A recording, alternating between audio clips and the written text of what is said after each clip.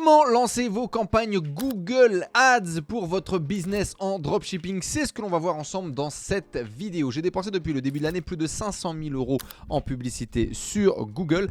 Et dans cette vidéo, je vais vous expliquer comment fonctionne la publicité sur Google et également comment est-ce que vous pouvez vous lancer. On va lancer une campagne ensemble dans cette vidéo.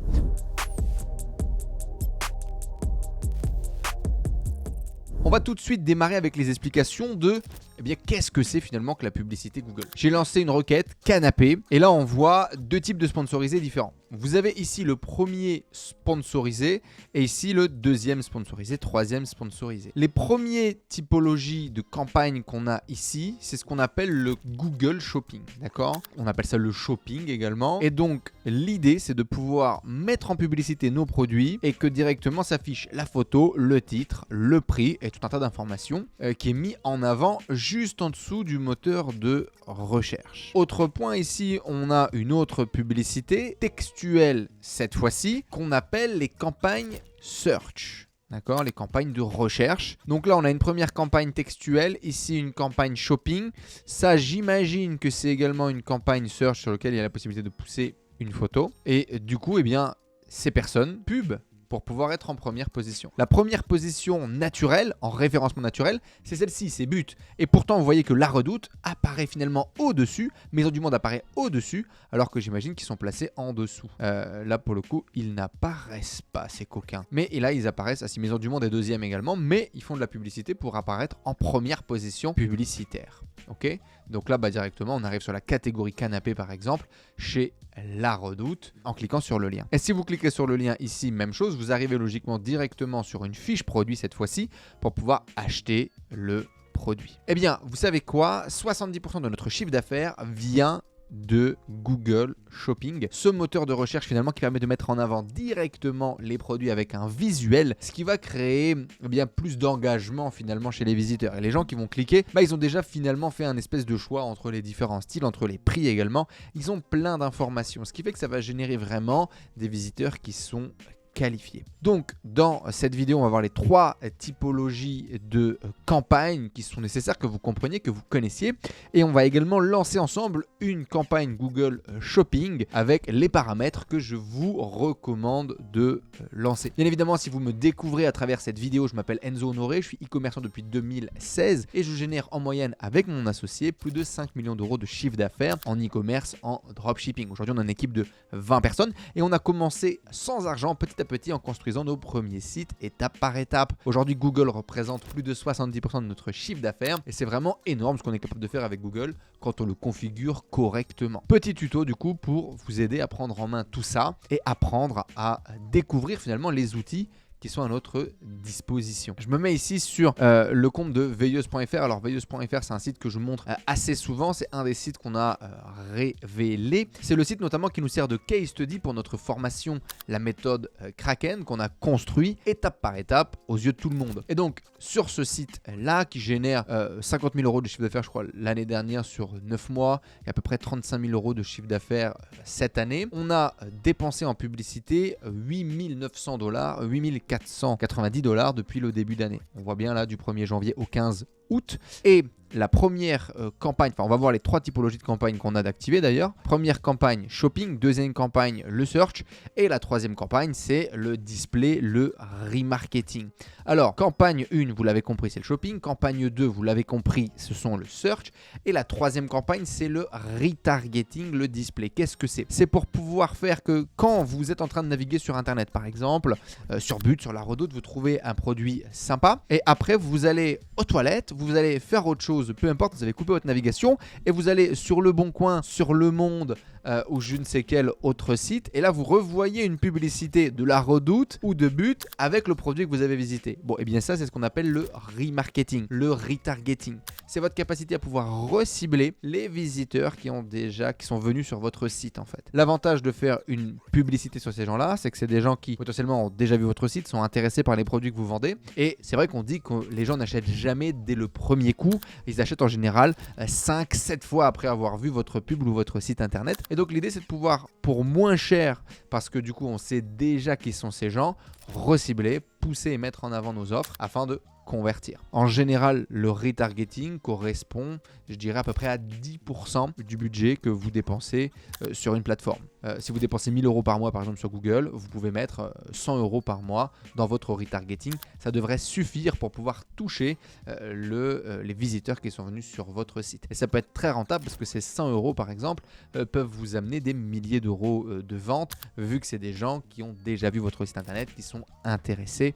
Et donc en général, ça convertit plutôt bien. Ok pour ça. N'hésitez pas à me dire dans les commentaires, bien évidemment, juste en dessous, si vous avez des questions, si je vais trop vite. J'essaie de vous donner un maximum de détails et de vous faire comprendre la mécanique dans l'ensemble. Mais c'est vrai que je parle vite. N'hésitez pas à me le dire dans les commentaires si c'est nécessaire. Revenons-en à nos moutons. Comment lancer votre première campagne Google Shopping? Quand vous arrivez sur Google Shopping, vous arrivez sur un écran comme ça, en général. Ça, c'est l'écran de votre compte. Vous allez faire nouvelle campagne ici. Vous allez faire vente, parce que ce qui nous intéresse, c'est faire de la vente. Même dès que vous allez lancer, que votre compte va être vierge, on cherche à faire de la vente. N'utilisez pas tous les autres. On fait de l'e-commerce, on fait de la vente, point barre. Donc là, il va falloir effectivement, objectif de conversion, choisir achat et on va tout de suite faire shopping juste ici. Alors aujourd'hui, nous on continue à lancer des campagnes en Google Shopping et non pas en Performance Max. Performance Max étant une nouvelle possibilité que Google a ouvert en 2022, si je ne dis pas de bêtises, pour remplacer d'anciennes campagnes, d'anciens styles, et notamment pour remplacer à terme la shopping. Cependant, nous on continue à utiliser la shopping parce qu'on pense que c'est mieux, surtout quand vous vous lancez, ça va vous coûter moins cher d'aller chercher la donnée avec le shopping plutôt que de lancer directement en Performance Max. D'autres personnes auront d'autres avis. C'est mon avis pour l'instant, en tout cas à la date où je fais cette vidéo, aujourd'hui au mois d'août, c'est toujours plus rentable pour nous de lancer en shopping. Vous allez du coup sélectionner shopping. Là ici il va falloir effectivement sélectionner un flux produit. Comment ça marche le shopping? Le shopping, c'est du coup mettre en avant les produits comme on l'a vu, mais du coup il va falloir justement qu'il ait les produits à pousser. Pour ce faire, vous allez devoir installer une application sur votre site internet pour récupérer le flux justement de vos produits. Donc c'est tout simplement votre catalogue produit. Pour ce faire, si vous êtes sur Shopify, vous pouvez utiliser une application comme Simprozis par exemple. Vous installez l'application et il va reprendre l'intégralité de votre catalogue, en faire un flux et vous donner l'URL du flux à mettre directement dans Google. Ce qu'il faut comprendre, c'est que du coup, il faut créer ce qu'on appelle un compte Merchant Center. Ce Merchant Center, c'est là où vous allez mettre bien votre catalogue. Une fois que votre catalogue sera sur le Merchant Center, Google va valider votre flux produit et vous pourrez ensuite faire de la publicité sur le shopping. D'accord? Il y a deux comptes. Le compte Merchant Center, le compte shopping. Vous faites valider votre catalogue produit sur le Merchant Center et il est poussé ensuite à travers la plateforme publicitaire du shopping. Voilà, une fois du coup que vous avez mis votre flux produit, il arrive ici et ensuite vous allez pouvoir sélectionner, voilà, il pousse le Performance Max au maximum et là vous allez sélectionner campagne shopping standard. En tout cas, tant que c'est possible, faites-le comme ça coûtera vraiment moins cher pour vous lancer. Donc là, vous pouvez mettre shopping test par exemple, peu importe, shopping test. Ici, vous allez choisir enchère au CPC manuel, d'accord? C'est important, enchère au CPC manuel. Ici, optimiser les conversions et ici, vous allez mettre en général pour démarrer 0,35 centimes du clic, ce qui devrait être en dessous du prix moyen du clic que vous avez visualisé sur votre marché. Et à partir de là, eh bien, vous allez être bon. Vous allez être bon, vous allez pouvoir lancer votre campagne dans ce cas-là. Zone géographique, bien évidemment, vous choisissez ici de faire Paris, choisissez une zone géographique, vous choisissez la France comme pays. Vous n'excluez pas de pays, vous choisissez juste la France, vous lancez d'abord sur la France avant d'aller ailleurs et vous choisissez du coup votre enchère. Pourquoi est-ce qu'il nous redemande l'enchère? Créer votre groupe d'annonces, non, c'est ça. Hop, et donc ici on va remettre 0,35. Alors si vous l'avez en euros et pas en dollars, c'est normal, pas de problème. Dans tous les cas, c'est 0,35 qu'il faut mettre comme valeur. Et donc là, vous lancez votre campagne. Alors moi, je vais couper ma campagne parce que je veux pas que j'ai deux campagnes qui tournent en même temps. Et voilà, du coup, vous avez configuré votre campagne Google Shopping. Lancez-la et soyez patient. Je me suis mis quelques notes ici. Il est important du coup de sélectionner à peu près 0,35 centimes et de voir quelles sont les données que vous allez récupérer. Votre objectif ici, quand vous lancez votre campagne Google Shopping, c'est vraiment de récupérer de la donnée. La donnée sur quoi? Sur les mots-clés sur lesquels votre site va afficher.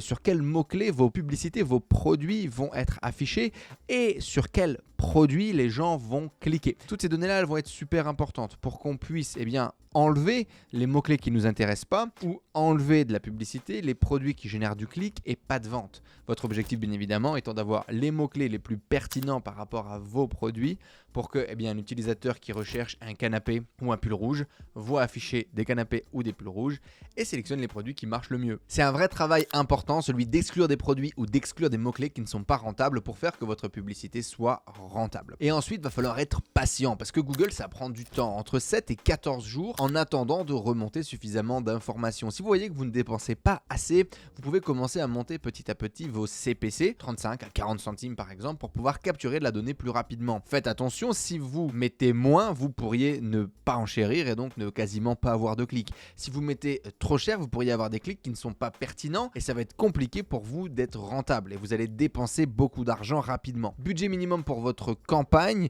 je vous recommande de démarrer entre 30 et 50 euros par jour. Dans tous les cas, c'est le CPC qui est bridé à 35 centimes qui va nous permettre de ne pas tout dépenser d'un coup sans avoir de rentabilité. À partir du moment où vous êtes patient, 7 à 14 jours, vous faites de l'exclusion de mots-clés, de l'exclusion de produits qui n'est pas rentable, qui va drainer, on appelle ça les produits draineurs, ceux qui génèrent beaucoup de clics mais pas de vente. Vous allez virer les draineurs et votre objectif numéro 1 ici avec cette campagne, c'est de pouvoir débloquer le ROI cible, c'est-à-dire le retour sur investissement publicitaire cible. À partir du moment où on aura suffisamment de données, la donnée c'est les ventes, donc suffisamment de ventes sur votre campagne shopping avec du clic au CPC, un objectif de CPC clic, quand on aura suffisamment de ventes, on va pouvoir mettre au ROI cible comme on l'a ici par exemple sur notre campagne veilleuse. Et là du coup vous voyez qu'on a un budget de 800 $ par jour mais qu'on ne dépense pas et on a une campagne en ROAS cible qui a un ROAS de 2,6. Qu'est-ce que ça veut dire? Ça veut dire que Google va dépenser et va essayer de faire 2,6 de retour sur investissement publicitaire. À chaque fois que j'investis 1 euro, il me sort 2,60 € de chiffre d'affaires minimum. Et lui, basé par rapport à tout ça, il va travailler. Et là, on voit que depuis le début de l'année, il a dépensé avec une moyenne de 2,71, c'est-à-dire 2,70 € générés pour chaque euro investi en publicité. On est sur un coût moyen par clic de 19 centimes, vous voyez qui est en dessous des 0,35 qu'on a défini tout à l'heure, donc c'est bon. Et en moyenne, un client nous coûte 18,38 $ à acquérir, c'est-à-dire qu'on dépense 18,38 $ pour générer une vente en moyenne. Et on a généré 22 000 € de chiffre d'affaires sur ces 8 400 $ dépensés. Ce qui est pas mal et ce qui doit être l'objectif quand vous allez faire de la publicité sur Google. Et vous pouvez du coup obtenir des résultats comme ça. C'est vraiment pas sorcier, il va falloir apprendre, maîtriser l'algorithme petit à petit, mais c'est complètement accessible. L'autre type de campagne du coup, c'est la campagne search. Donc là, vous allez définir tout simplement des mots-clés sur lesquels votre pub va se positionner. La campagne search est uniquement une campagne textuelle. Vous allez du coup définir des textes, des accroches de vente, comme on l'a vu par exemple tout à l'heure sur canapé. Par exemple ici, sponsorisé, canapé La Redoute, mobilier La Redoute d'intérieur. Faites-vous livrer chez vous, blablabla. Canapé, nos petits prix, tout ce dont vous avez besoin pour vous sentir bien chez vous. Et donc ça en fait c'est la pub que eux ont défini d'afficher sur canapé. Vous auriez pu définir un autre texte. En général, vous testez des textes pour trouver celui qui est le plus pertinent. On utilise peu de search en acquisition de notre côté. C'est beaucoup plus en retargeting. Voilà du coup pour les points importants à faire quand vous allez vous lancer en Google Shopping. Google peut vous apporter vraiment du trafic qualifié, du trafic de qualité pour pas cher et avoir vraiment une prévisualisation, une anticipation des coûts et un business qui est stable, hein, comme on le voit ici. Ça, c'est nos dépenses annuelles. Et donc, à l'année, vous pouvez voir que ça varie un petit peu, mais dans l'ensemble, le business est quand même assez stable. Avec bien évidemment pic en mois de janvier parce que c'est l'après Q4, il y a toujours un petit rebond. On est sur une période creuse bien évidemment sur le début d'année, c'est toujours plus mou en termes de business. Les points sur lesquels vous devez faire attention, j'ai pris quelques notes que je voulais vous partager. Attention de bien faire la configuration de votre tracking, c'est-à-dire de mettre en place les tags de conversion correctement. C'est quoi ces tags de conversion? Ce sont des petits morceaux de code que vous allez mettre sur votre site internet qui va permettre à Google de savoir si un visiteur est venu depuis la publicité et quelles sont les différentes actions qu'il a réalisées sur votre site internet. C'est essentiel pour pouvoir justement remonter toutes les informations qu'on voyait tout à l'heure. Si vous voulez savoir combien est-ce que vous avez fait de ventes avec votre site internet, il faut que cette valeur de vente puisse remonter et ça c'est la configuration des codes de tracking et des codes de conversion. Il faut vraiment que vous fassiez attention et c'est pas grave si un petit différentiel de 10%, ça arrive à cause des cookies et des différents navigateurs. Autre point important, mettez une carte bleue de paiement qui soit physique, qui soit réelle et non pas virtuelle. Google n'aime pas trop. Faites également en sorte que le nom de votre société que vous avez mis sur Google, dans le Merchant Center et sur votre compte Google Ads, soit le même nom de société sur le site internet dans les mentions légales et soit également le même nom de société sur la carte bancaire. C'est vraiment important. Dernier petit point, moi je ne vous recommande pas d'utiliser le Merchant Center gratuit que vous pouvez créer sur Google, mais de passer par un CSS extérieur. C'est une autre compagnie qui a été créée finalement par Google eux-mêmes. Ils ont créé eux-mêmes des concurrents, ils ont été obligés par la Commission européenne de le faire et qui permet du coup de passer par une autre société qui va nous créer un Merchant Center pour pouvoir ensuite faire de la publicité sur Shopping. On a remarqué qu'on a beaucoup moins de blocages et de problèmes en utilisant des CSS extérieurs plutôt qu'en passant par les Merchant Center directement de Google. Le problème, c'est que ça coûte de l'argent, entre 49 € par mois et 99 € par mois en fonction du CSS que vous utilisez. Ça peut vous paraître beaucoup d'argent aujourd'hui, mais c'est rien comparé à avoir un blocage quand on a un business qui tourne. Je vous mettrai un lien dans la description du CSS que nous, on utilise, avec lequel on a créé un partenariat. Vous payez directement sur notre site web et il s'occupe de vous.